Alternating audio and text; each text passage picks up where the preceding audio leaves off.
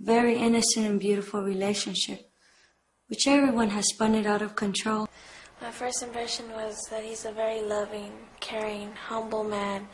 He took us under his wing when nobody else would. He didn't turn us away like all the people were doing. And he gave my brother the extra little spark he needed in his mind, because my brother was to the point where he couldn't even move. He couldn't even talk.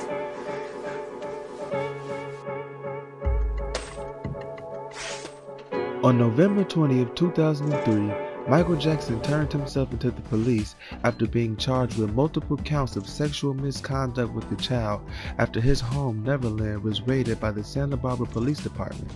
This raid was the result of an investigation that began just weeks after the Living with Michael Jackson documentary was aired. Tom Sneddon, the same district attorney in charge of the 1993 investigation, began interviewing the Arvizo family in June of 2003.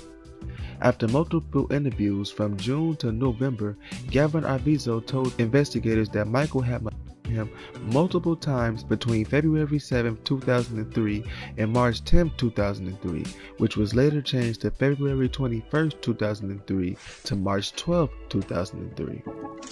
This timeline is very interesting to me, considering the original date given by Gavin is one day after the Living with Michael Jackson documentary was aired. Not only is the original date suspicious, but so is the updated timeline.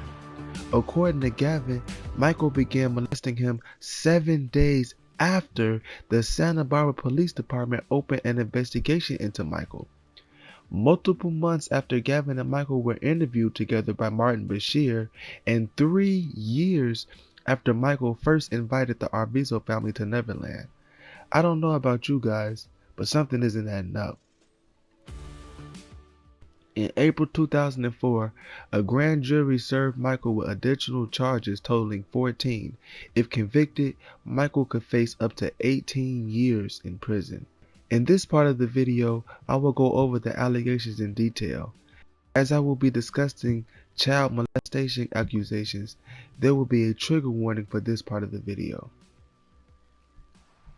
Gavin Arvizo originally claimed that as soon as he and his family arrived at Neverland on February 7th, Michael began molesting him.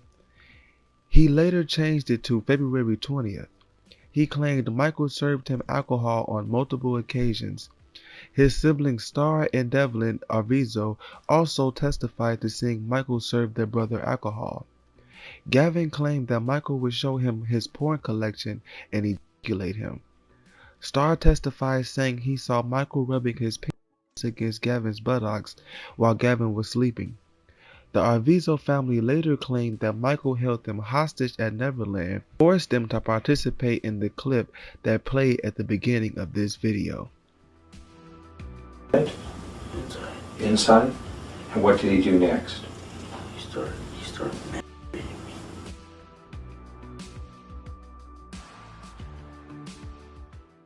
The trial People vs. Jackson began February 28, 2005 and was decided June 13th the same year. During the trial, Jackson's lead attorney Tom Mesereau would try and dismantle the allegations made against Michael. Both sides would call multiple witnesses to try to prove their sides. The prosecution's witnesses were the Arvizo family, Gavin, Star, Devlin, and Janet Arvizo. They also called to the stand staff at Neverland Ranch, Michael's ex-wife and mother of his 2 children, Debbie Rowe, and Martin Bashir himself. Bashir denied to answer any questions from Michael's side. Let me remind you what Bashir said about Michael in 2009.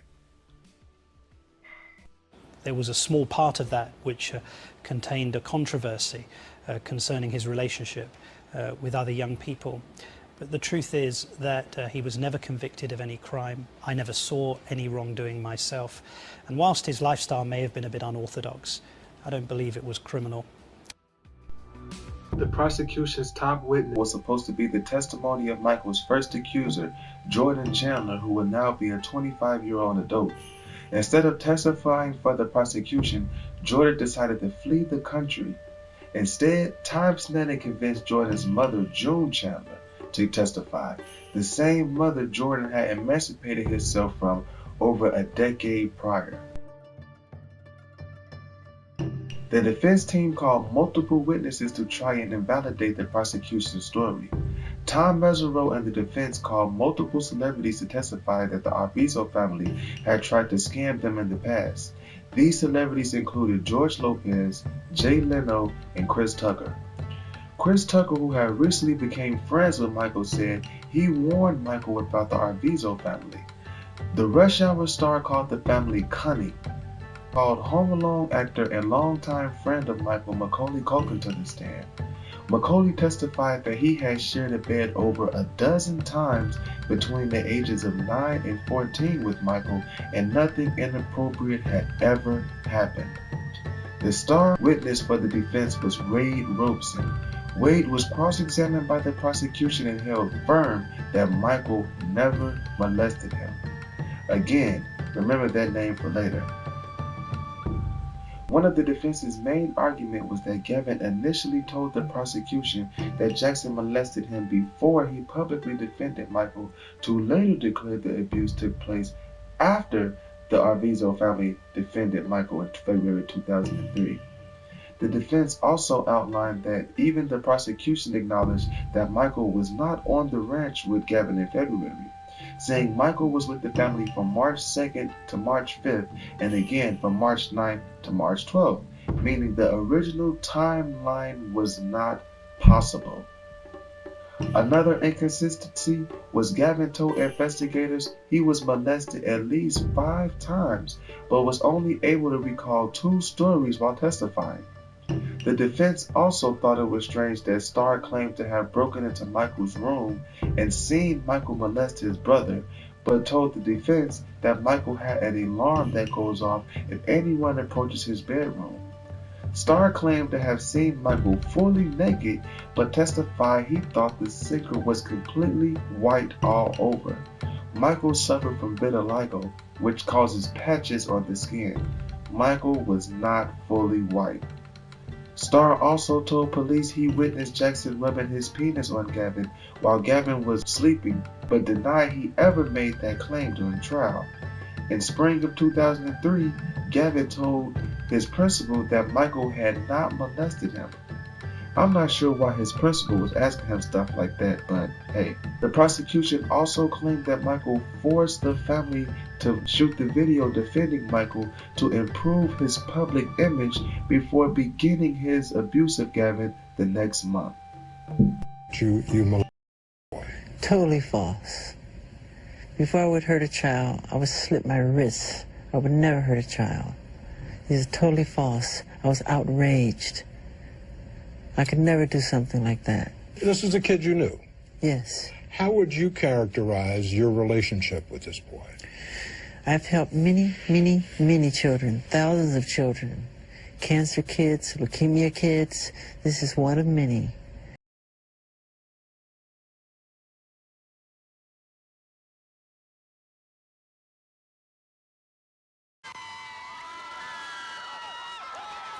And there it is, all 10 counts, not guilty on all 10 counts. Michael Jackson will be walking out of this courtroom a free man, not guilty on the more serious charges, the lesser charges, administering alcohol, a misdemeanor, a slam dunk against the prosecution. Jeffrey Toobin, I think it's fair to say a lot of people are going to be very, very surprised. A lot of people are going to be surprised, and you don't need a law degree to understand this.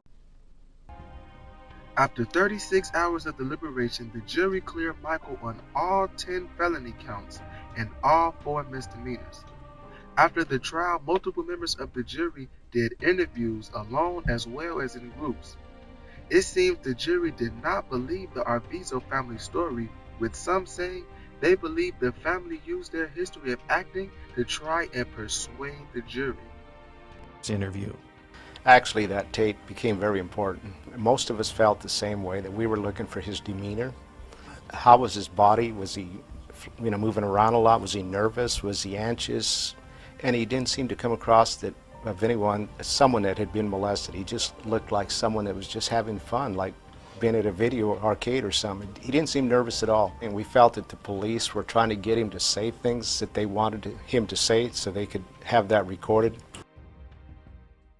This part of the video is based purely on my opinions after doing hours of research on this case.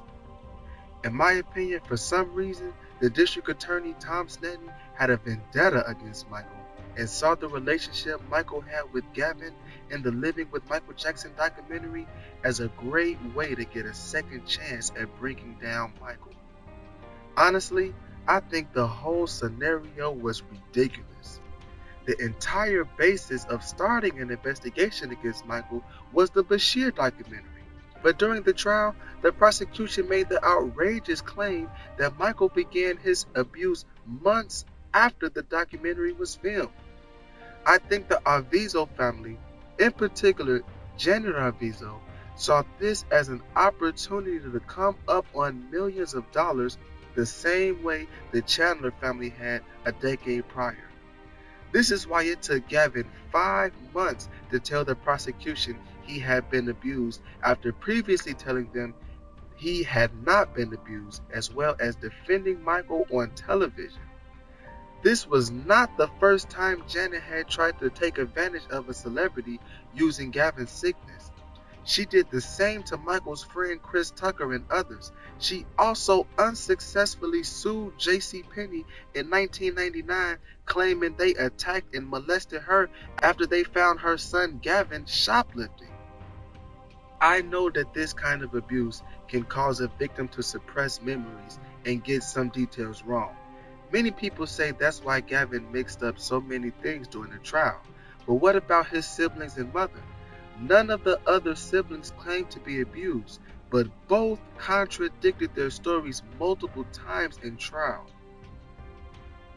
They somehow tried to paint Michael Jackson as some type of crime boss that intoxicates children and hold their family against their will. Does this family look like they are being held against their will? Laughs with them. He lets them win. He wrestles with them. He makes jokes with them. Go on the rides together. He shows them. Watch movies together. He shows them the basic foundation of what life is. I think the Arvizo family thought their history of acting lessons would help them be able to convince a jury, and I am not the only person who believes this. Members of the jury thought the same thing. Okay, first question. Second thoughts. Anybody here? No second thoughts. Did you ever, any one of you, raise your hand if you did any one of you ever think guilty? That came up quite a bit. But after weighing the evidence and lack of, we realized that there wasn't enough evidence there to prosecute him. Hopefully this video puts away any doubts that Michael Jackson abused Gavin Arvizo. In the final chapter, I will cover the Wade Robeson and James Safechuck allegations, aka Leaving Neverland. Chapter 4, coming soon. Jackson got to be one of them. Can I have one too? Yes. Okay, she called it first and then you called it. Oh, me. Okay, here we go.